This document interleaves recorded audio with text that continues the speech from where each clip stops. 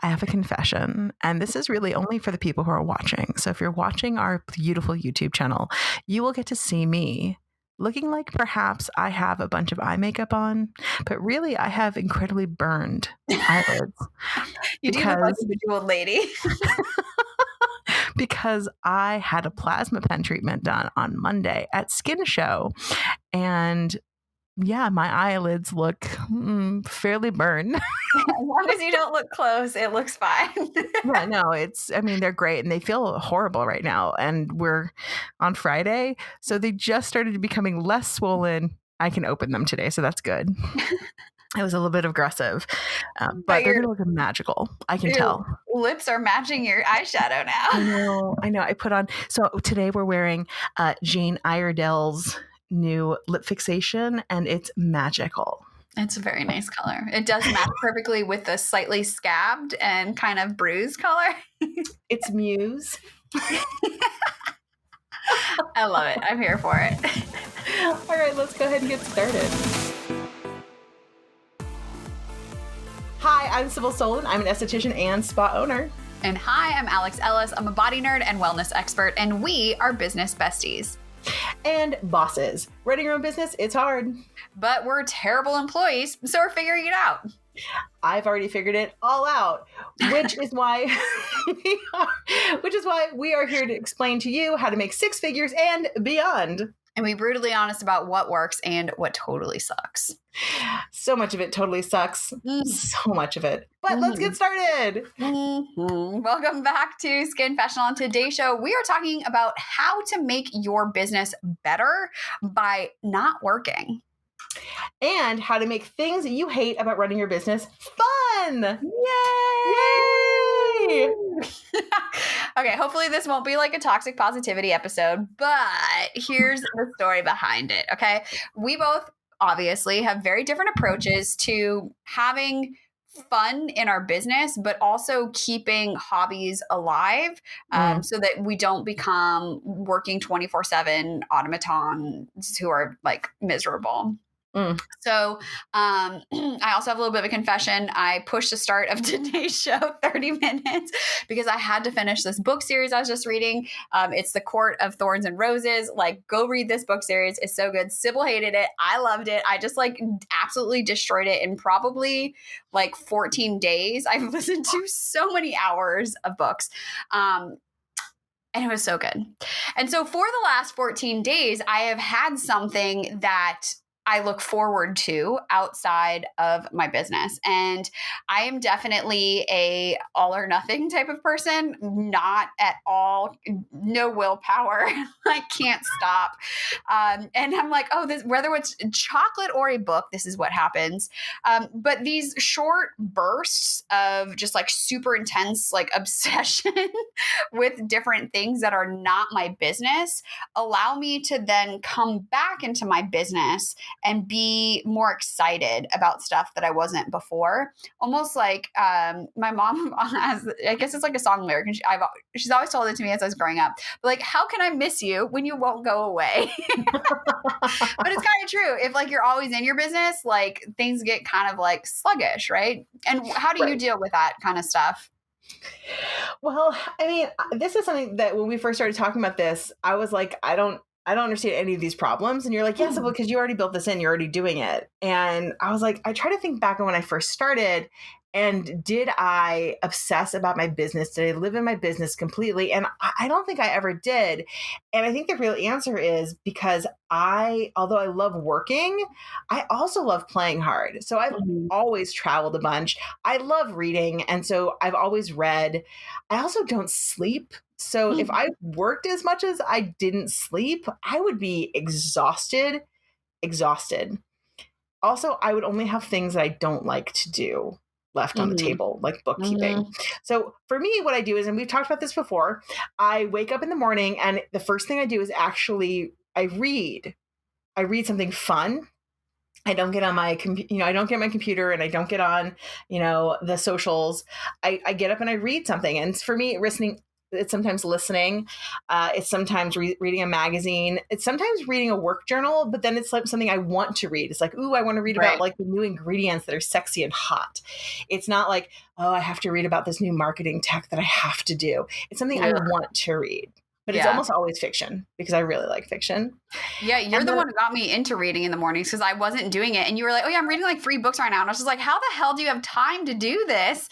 And like, because of your like encouragement is how I got into reading too. yeah. So I encourage everyone out there, read, like find something and read. And I ask people sometimes, I'm like, do you read? And they're like, what do you mean? And I'm like, if you're not a Yeah. reader and you do what we do for a living, find something. I feel that everyone is a reader and you just haven't found what you like to read yet.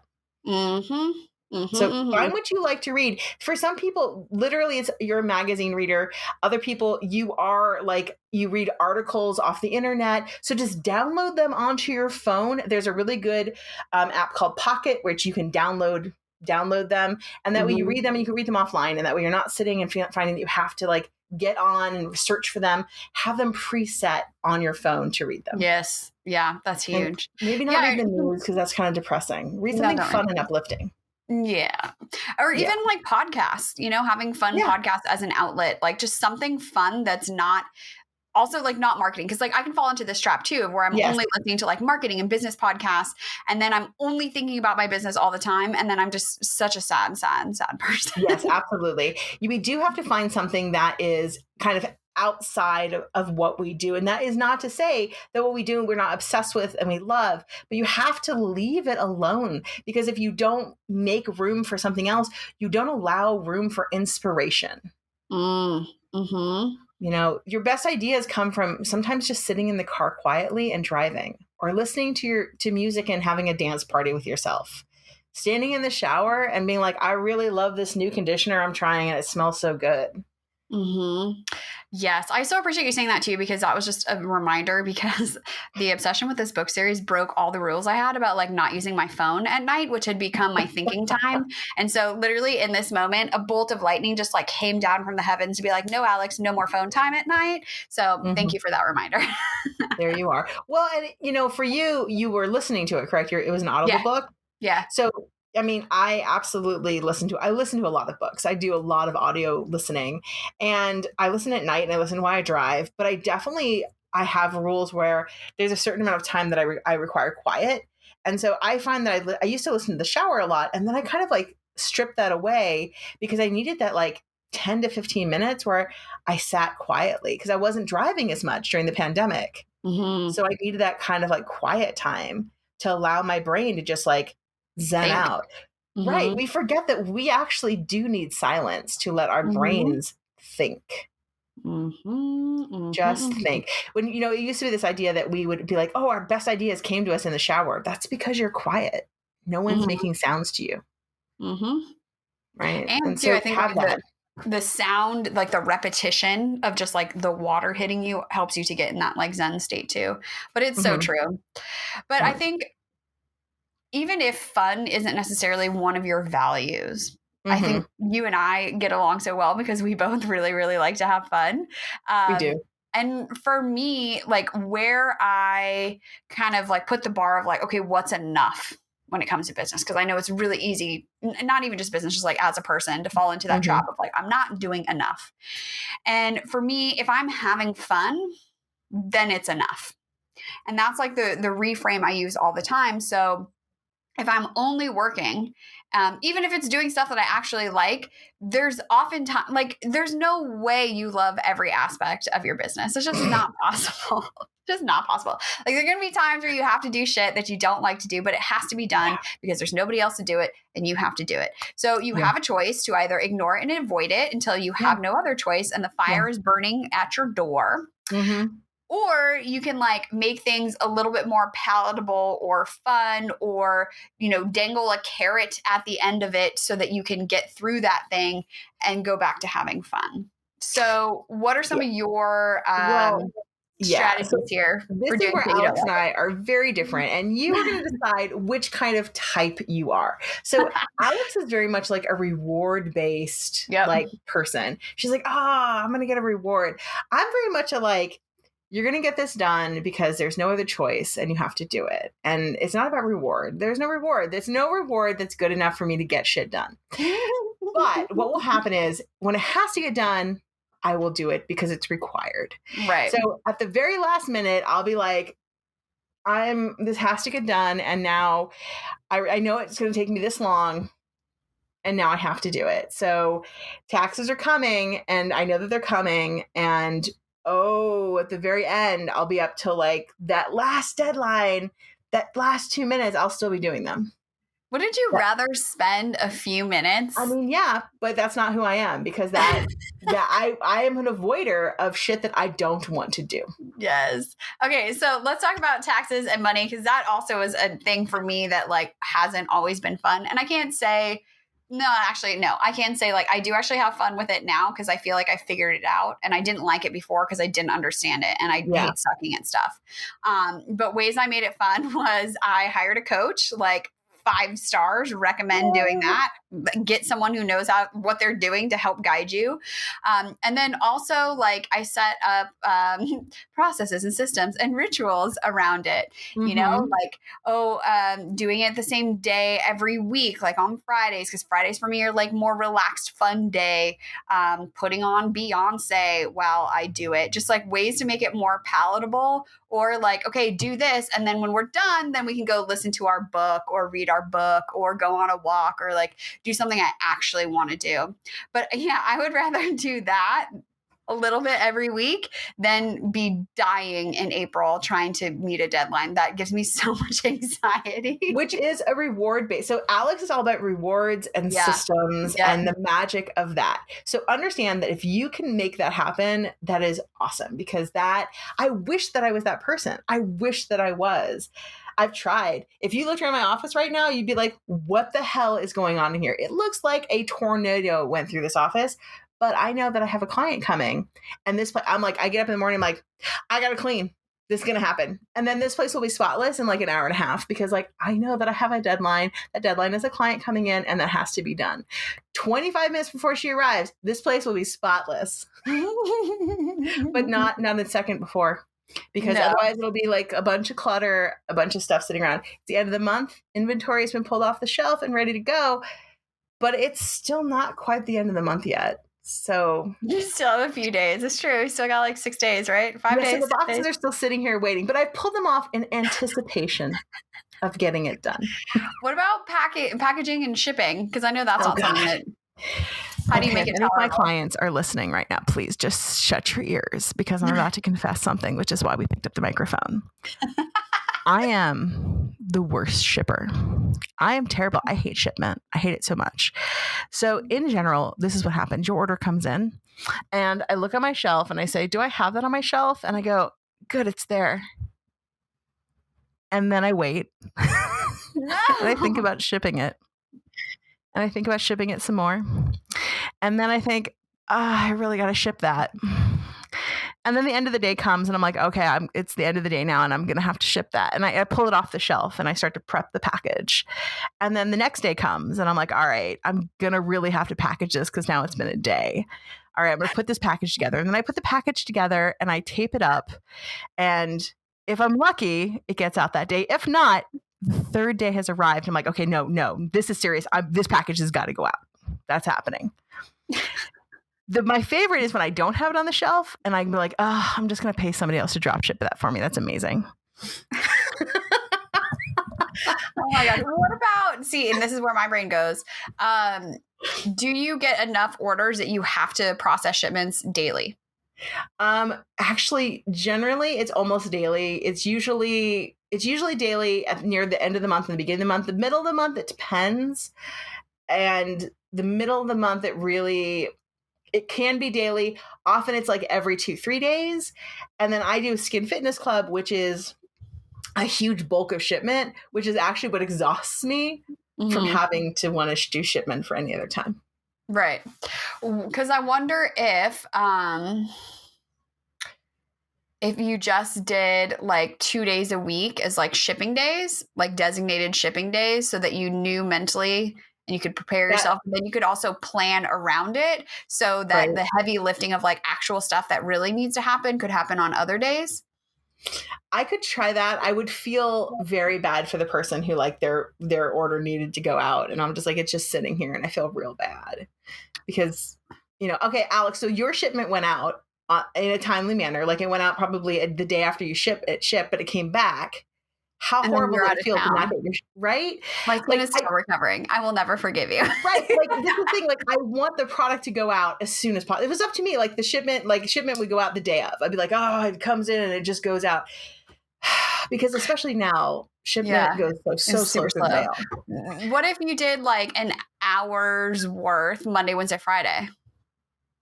Okay. Let's try it, and I will keep you all updated. I will Okay. put in hours worth. So if orders come in at a certain time, it will happen that day. If not, it will happen the next day. Yeah. And that way I don't have to stress. I'm like, oh, that'll just come that tomorrow. And therefore I still have that like that anxiousness that will keep me like that procrastinator inness in me. Right. It will still be like, but it has to get out. It has to get out today because it has to get out. But the rollingness of that orders is always stressful. Because like I drive it personally to the post office, which I know like your post office will take it. I just don't trust them. Like I just don't your post trust office isn't very trustworthy either, according to my package. Well, no, your package it came back, which I mean happens these days.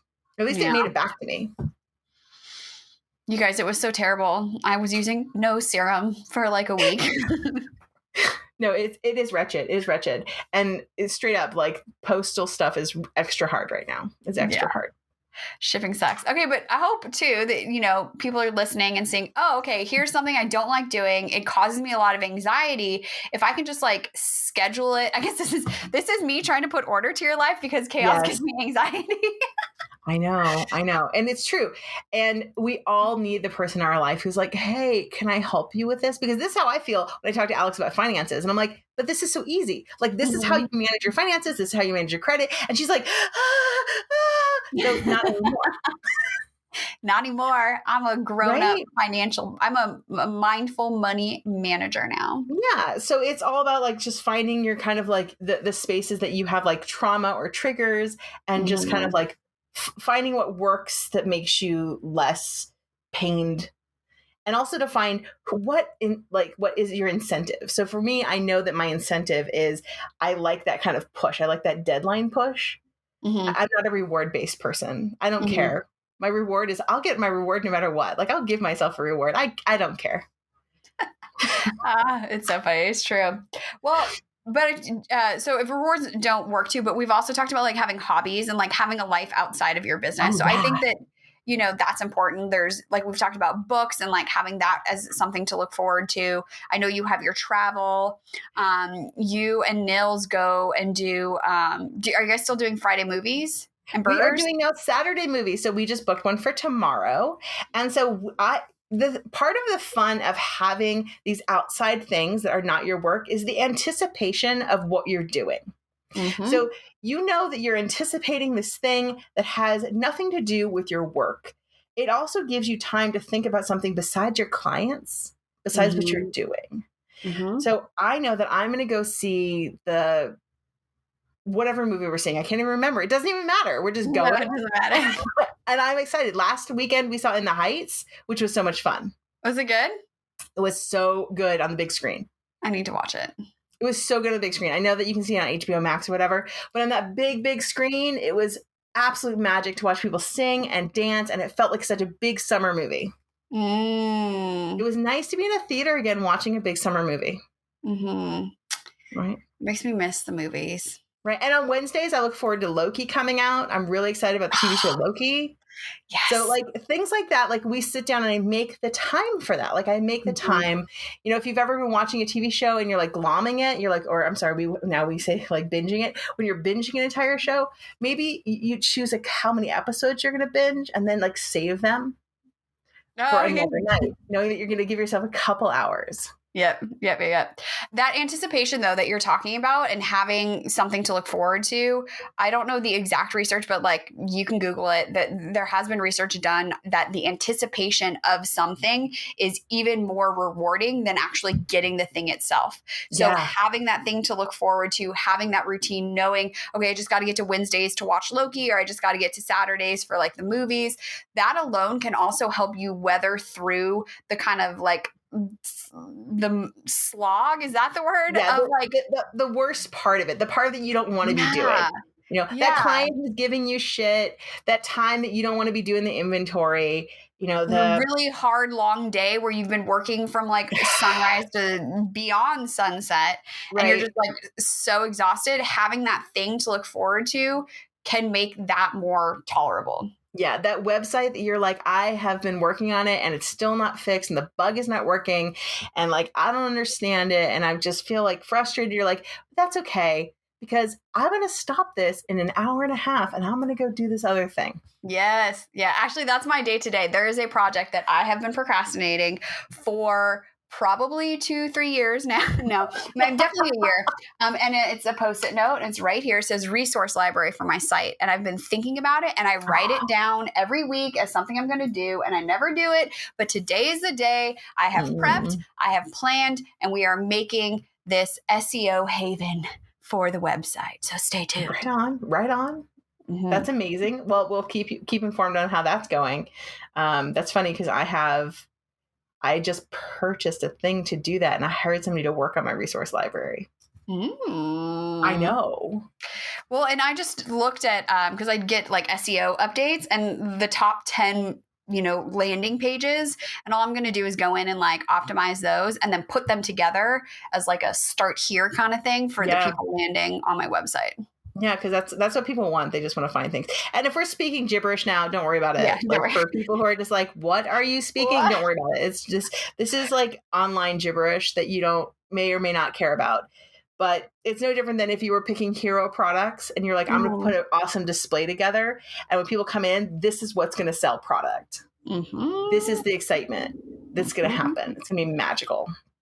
And speaking of things that I also hated doing in a spa is I never changed my display shelves, like ever. I literally never changed them because one thing, I'm bad at it. I hated doing it. I'm not a good display person. They never look good. I'm just like, I don't know. I don't care. And two, like, it's just something I have to clean. Like, it's just one more thing I have to dust. Yeah. So I hated them, but I respect everybody who has them because it is one of those magical things that sell product. Pretty displays. It's true. It's pretty displays. They do sell product. They really do. Whenever I move my stuff around, people are like, oh, is this a new eye cream? And you're like, no, but it's new to you now. You can see it now. 100%. Blue, not yellow. Right?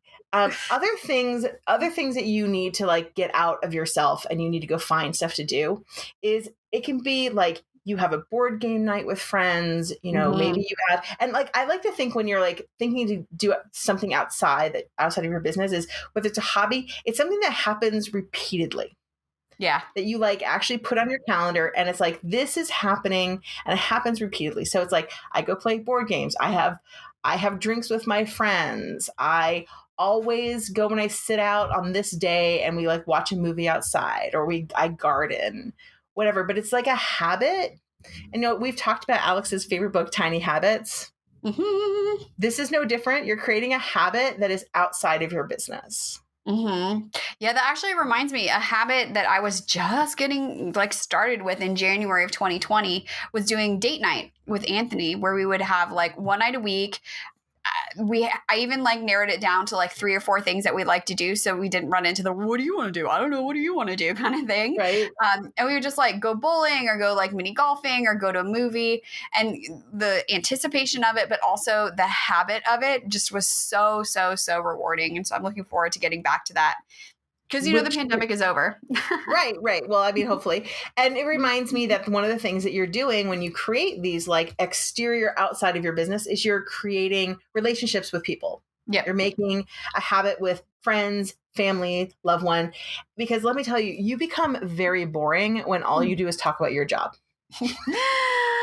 It's very, very boring. When people are like, so what are you doing? Well, all I'm doing is talking about work and my business and my job. And people are like, Snorefest. That's like literally my greatest fear because I am so excited about my like work and business and like what's going on. And people are like, how's it going? And I'm like, it's going great. But I really like, nobody cares. That's why you also need a business bestie. So maybe one of your things is like scheduling time to talk to your business bestie and then recording said time to make your show. Yay, that's amazing, right? You can just talk to your business bestie and your business besties out into the world. Mm-hmm. One of the things that estheticians we kind of fall into is that our stories tend not to be as boring. Like we have like awesome like vagina and dick stories. We have like crazy client stories. So we tend to not be as boring as like, well, I sat on my computer today and I coded. The same thing I really worked a long time on like papyrus font. You know? Oh my God, papyrus. You know, like we tend to have more interesting stories, but even so, at some point, you need to talk about something else. People, otherwise, you become your job and you just become like your name, esthetician, and no other interesting thing about you. Mm-hmm. And you have a lot of interesting things about you. You just have forgotten that that's what it is. Because the next you know, you have 2020, and you're not working, and you're just like you have nothing. Mm-hmm. You have nothing about you. You have nothing to do. Mm-mm. Yeah. So please don't become boring. No. Stay multifaceted. Keep chasing like the things that make you curious and the things that like brighten your days and lighten your spirits. Because it is so important. Like we have to live a life outside of our business because ultimately at the end of the day, like you're not your business, right? You could close up shop. You could go bankrupt. You could sell it off and you would still be you. So who is that person that you want to be? Yeah. And be inspired by that. One of my favorite metaphors that an author always tells me when I work with authors is they're like, I'm not writing right now, but I'm always writing because they're living life. So understand that even when you're not like doing your job, you're still like creating inspiration for who you are and what you're doing. My best ideas come when I'm not even thinking about it. Because your mind is just doing its thing. Yep. I love it. All right. Where are y'all going to find us?